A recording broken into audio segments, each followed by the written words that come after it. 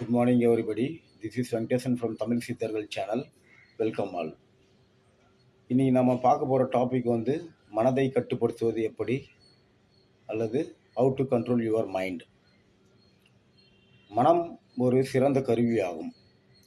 நமக்கு ஏதாவது ஒன்று தேவைப்பட்டு கொண்டே இருக்கிறது. தேவை இல்லாமல் ஒரு கணம் கூட நம்மால் இருக்க முடியாது. உதாரணமாக பார்த்தோம்னால், வெளியிலிருந்து ஒரு நபர் உங்களை கேள்வி கேட்கலாம் அல்லது உங்களுடன் உரையாடலாம். அப்பொழுது நீங்கள் பதில் சொல்வதற்கு ஒரு தேவை எழுகிறது. அதேபோல் உங்கள் எண்ணங்கள் முழுவதும் ஏதாவது ஒரு செயலை ஒட்டியோ அல்லது ஏதாவது தேவைப்படும் விருப்பத்தை ஒட்டியோ தொடர்ந்து சென்று கொண்டே இருக்கிறது. உங்களுடைய அன்றாட ஆக்டிவிட்டீஸ் மற்றும் பிளானிங்ஸ் மற்றும் இதர விஷயங்கள் உங்களை ஏதாவது ஒரு தேவையில் நிறுத்துகின்றன. இந்த தேவைகள் எல்லாம் நிறைவேற்றிக் கொள்வதற்கு நமக்கு மனம் தேவைப்படுகிறது. மனம் என்பது ஒரு ஜட பொருளாகும். அது ஐம்புலன்களின் சேர்க்கையாகும்.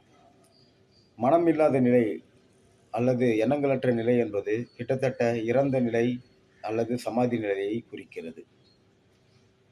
எல்லா விஷயம் நமக்கு ஏதாவது ஒன்று தேவைப்பட்டு கொண்டே இருப்பதால் அதை செய்து முடிப்பதற்கு நமக்கு மனம் தேவைப்படுகிறது. மனம் கடவுளால் அளிக்கப்பட்ட மிக சிறந்த ஒரு கருவியாகும். நம்முடைய தேவைகளை நிறைவேற்றுகின்ற செயல்படுத்துகின்ற ஒரு கருவி மனமாகும். உலகில் வாழ்வில் உள்ளவர்களுக்கு மனமற்ற நிலை அல்லது எண்ணங்களற்ற நிலையை அடைவதை விட மனம் செம்மைப்படுத்தும் நிலையை அடைவதே மிகச் சிறந்ததாக ஒன்றாக இருக்கும். நாம் மனதை ஏன் கட்டுப்படுத்த வேண்டும்? மனதை கட்டுப்படுத்தினால் நாம் பலவித ஆற்றல்களை அடையலாம். அதை பயன்படுத்தி எந்த ஒரு சிறப்பான வேலைகளை சிறப்பாக செய்யலாம். அது மட்டும் இல்லாமல் தீமைகளை நமக்குள் கட்டுப்படுத்தி வைக்கலாம் அல்லது தீமைகளை அழித்து விடலாம். எனவே மனதை கட்டுப்படுத்துவது அவசியமாகிறது. மனதை ஒருமுகப்படுத்துவதன் மூலம் கட்டுப்படுத்தலாம். மூச்சை கவனிப்பதன் மூலம் கட்டுப்படுத்தலாம். உங்களின் விருப்ப தேவைகளை கொண்டு கட்டுப்படுத்தலாம். கவனித்தல் மூலம் கட்டுப்படுத்தலாம். மந்திரத்தின் மூலம் கட்டுப்படுத்தலாம். பிராணாயாமத்தின் மூலம் கட்டுப்படுத்தலாம். இவ்வாறு பல்வேறு வழிகள் உள்ளன. மந்திரத்தின் மூலம் கட்டுப்படுத்துவது எப்படி? ஏதாவது இறை மந்திரத்தை எடுத்துக்கொள்ளுங்கள். நீங்கள் எந்த இடத்தில் இருந்தாலும் அந்த மந்திரத்தை மனதுக்குள் சில நிமிடங்கள் வரை திரும்ப திரும்ப உச்சரியுங்கள். சில நிமிடங்கள் போதும், திரும்ப திரும்ப உச்சரியுங்கள். அப்பொழுது உங்கள் மூச்சை கவனியுங்கள். உங்கள் மனம் உங்கள் கட்டுக்குள் வரும். உதாரணமாக, பொதுவான மந்திரங்களாகிய இறை மந்திரங்களாகிய ஓம் நமச்சிவாய, ஓம் நமோ நாராயணய, ஓம் சரவணபவ, ஓம் விக்னேஸ்வராய நமக போன்ற மந்திரங்களை எடுத்துக்கொள்ளலாம். உங்கள் குருவிடமிருந்து பெற்ற மந்திரமானால் மிகவும் சிறப்பானது. கவனிப்பதன் மூலம் எப்படி கட்டுப்படுத்துவது?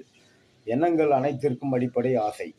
உங்களின் ஆசை காலையில் எழுந்தது முதல் இரவு தூங்க போகும் வரை ஆசையே எல்லா விதமான எண்ணங்களையும் செயல்படுத்துகிறது அல்லது உருவாக்குகிறது. காலை எழுந்தவுடன் காஃபி குளிப்பது மற்றும் உடை மாற்றுவது, ஒரு செயலை செய்வது அல்லது செய்யாமல் இருப்பது, அலுவலகம் செல்வது, வேலை பார்ப்பது, ஏதாவது ஒன்றை வாங்குவது அல்லது விற்பது, இப்படி எல்லா விதமான எண்ணங்களுக்கும் செயல்களுக்கும் அடிப்படை நமது ஆசையாகும். இந்த ஆசை இல்லாமல் நம் மனது இயங்க முடியாது. ஒரு விஷயத்தை உங்கள் அறிவு, உங்களுடைய தகுதி, உங்களுடைய கெப்பாசிட்டி மற்றும் விளையாட்டுத்தன்மை ஆகியவற்றை கொண்டு அடையலாம்.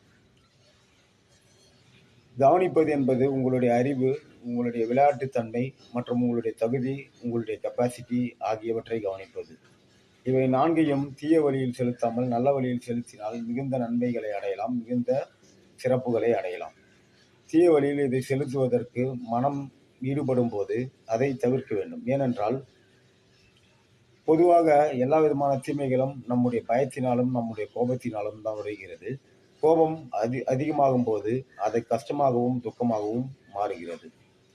எனவே உங்களுடைய அறிவு, உங்களுடைய தகுதி, உங்களுடைய கெப்பாசிட்டி மற்றும் விளையாட்டுத்தன்மை இதில் ஏதாவது ஒன்று நிறையவோ அல்லது குறையவோ பல பேருக்கு இருக்கலாம்.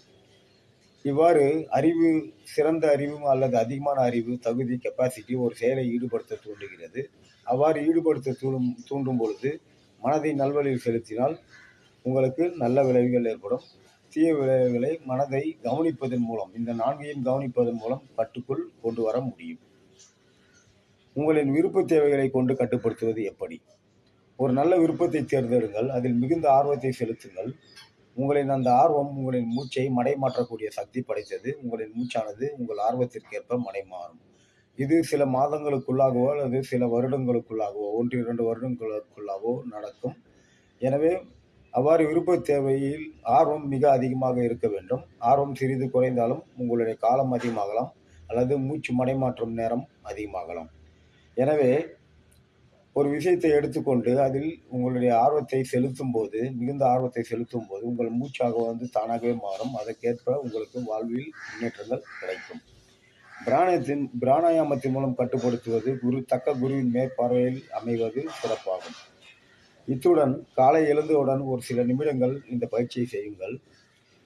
தரையில் அமர்ந்து கொண்டு உங்களை சுற்றிலும் நல்ல எண்ணங்களை பரவவிடுங்கள். இத்துடன் பாசிட்டிவ் வைப்ரேஷன் பரவுவதாக நினைத்து கொள்ளுங்கள். இவை இரண்டும் ஒரு 2 நிமிடம் அல்லது 3 நிமிடம் 5 நிமிடம் செய்யும் போது மனது அன்றைய தினம் முதல் பல மணி நேரங்களுக்கு மிகுந்த சுறுசுறுப்பாகவும் நன்மை அளிக்கக்கூடிய வகையிலும் செயல்படும். உங்களுக்கு மிகுந்த நன்மை பயக்கும். நன்றி, வணக்கம், தேங்க்யூ.